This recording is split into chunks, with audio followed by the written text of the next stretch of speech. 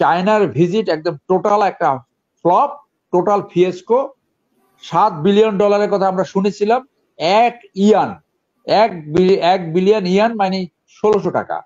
এই 1600 টাকা হইলো ওই যে আমরা শুনেছিলাম পিকে হালদার ভারতের ভারতের স্টেটমেন্ট দিয়েছিল আদালতে, যে 2014 সালে যেটা পত্রিকা আছে 1500 কোটি টাকা দিয়েছিল এই যে প্রধানমন্ত্রীর ছেলেকে, 1500 কোটি টাকা। ওইটা নিয়ে তো কেউ কথা বলে না। এই জিরো স্ট্যান্ডার্ডের নাম হয়েছে লুটপাট তন্ত্রের একটা সীমাহীন একটা লুটপাট তন্ত্র চলছে, এবং এই লুটপাট তন্ত্র সৃষ্টি হয়েছে এই নেস্টি পরিবারতন্ত্র থেকে, এবং শুধু ক্ষমতায় থাকার লোভে আজকে বাংলাদেশে এই অবস্থা হয়েছে।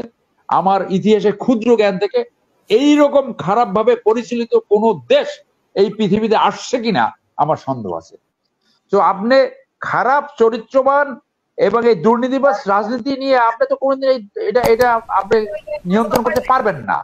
কথা অনেক ধরনের বলতে পারবেন, অনেক ধরনের স্টেটমেন্ট দিতে পারবেন, কিন্তু সেইটা তো আপনার শাসন ব্যবস্থা কিরকম মান সেইটা তো পরীক্ষা করার জায়গা নাই, কারণ ভোট ব্যবস্থা তো নাই। এটা তো ভোট হলে তখন মানুষ সত্যিকারে দেখাতো। সো সমস্ত সিস্টেমটাকে ধ্বংস করে লাভ হলো কার? লাভ হলো ইন্ডিয়ার উপরে ক্ষমতায় থাকার জন্য ইন্ডিয়ার উপরে একটা ডিপেন্ডেন্সি করেছে। আর যারা ক্ষমতায় যেতে চায় তারাও এই দাদাদের মুখাপেক্ষী।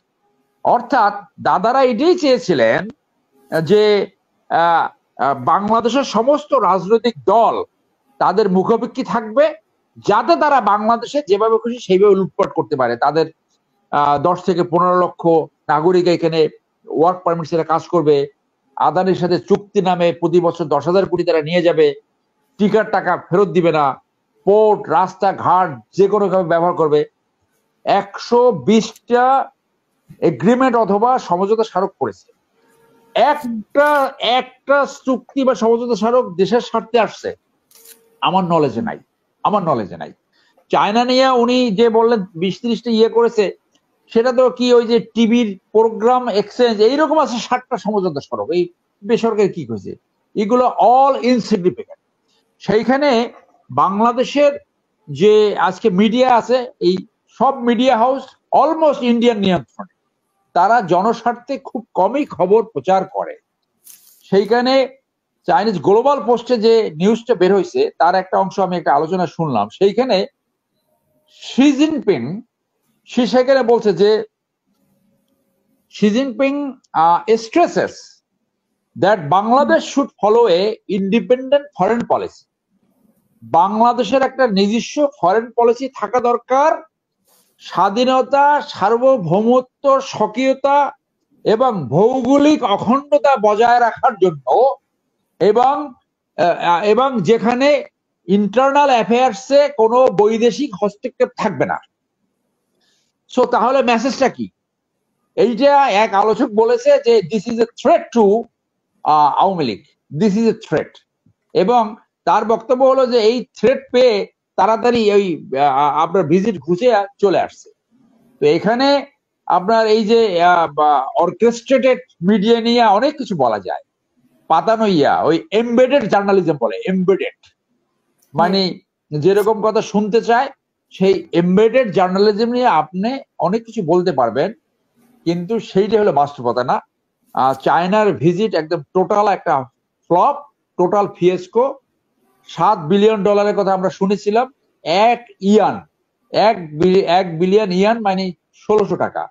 এই 1600 টাকা হইলো ওই যে আমরা শুনেছিলাম পিকে হালদার ভারতের স্টেটমেন্ট দিয়েছিল আদালতে, যে 2014 সালে যেটা পত্রিকা আছে 1500 কোটি টাকা দিয়েছিল এই যে প্রধানমন্ত্রীর ছেলেকে, 1500 কোটি টাকা।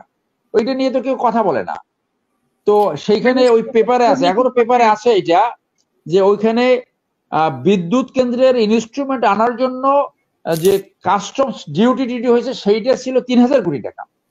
তো সেই 3000 কোটি টাকা মৌকুফ হয়ে গেছে ওই 1500 কোটি দেওয়ার জন্য। আমরা কোথায় শুনলাম? ভারতের আদালতে। তো এইগুলা যার জানার তারা জানে। করাপশন বন্ধ করতে হলে আগে মানে একদম ঘর থেকে এটাকে পরিষ্কার করতে হবে, দল থেকে এটাকে পরিষ্কার করতে হবে, আদারওয়াইজ এই দুর্নীতিবাজদের উপরে ইয়ে হবে না। তো আওয়ামী লীগের জিরো টলারেন্স হলো এই পিওনের 400 কোটি টাকা, এই এই হাজার হাজার কোটি টাকা বেনজিরের, এই এই আজিজ, এইগুলো হলো আওয়ামী লীগের করাপশনের প্রতি জিরো টলারেন্সের স্ট্যান্ডার্ড। এই এই স্ট্যান্ডার্ড হলো যে পৃথিবীতে অনেক দেশে যেখানে শূন্য করাপশন, স্ক্যান্ডিনেভিয়ার কান্ট্রিতে, সেইখানে দিস ইজ ইয়োর স্ট্যান্ডার্ড, যে আপনি জিরো টলারেন্স বলছেন, কিন্তু আপনার জিরো টলারেন্স হয়েছে যে একদম দুর্নীতিতে বাংলাদেশটা ডুবে গেছে। This is your standard. এইটি যারা আমরা একটু দেশ বিদেশের খবর রাখি, এইটা হলো আমাদের কাছে তাই মনে হয়। সো এই জিরো স্ট্যান্ডার্ডের নাম হয়েছে লুটপাট তন্ত্রের একটা সীমাহীন একটা লুটপাট তন্ত্র চলছে, এবং এই লুটপাট তন্ত্র সৃষ্টি হয়েছে এই নেস্টি পরিবারতন্ত্র থেকে, এবং শুধু ক্ষমতায় থাকার লোভে আজকে বাংলাদেশে এই অবস্থা হয়েছে। আমার ইতিহাসে ক্ষুদ্র জ্ঞান থেকে এইরকম খারাপ ভাবে পরিচালিত কোন দেশ এই পৃথিবীতে আসছে কিনা আমার সন্দেহ আছে। এই 400 কোটি টাকার ইস্যুটা আসলো কেন, অনেকের ধারণা, এবং আমি এটা মনে করি হয়তো ওই পরিবারের কেউ চাইছে যে ওখান থেকে আমাকে 200 কোটি দাও, অথবা আমাকে 100 কোটি টাকা দাও, হয়তো সেই টাকা দেয় নাই বলে কিন্তু এই নামটা সামনে আসছে। বেনজিরের নামটা সামনে আসলো কেন?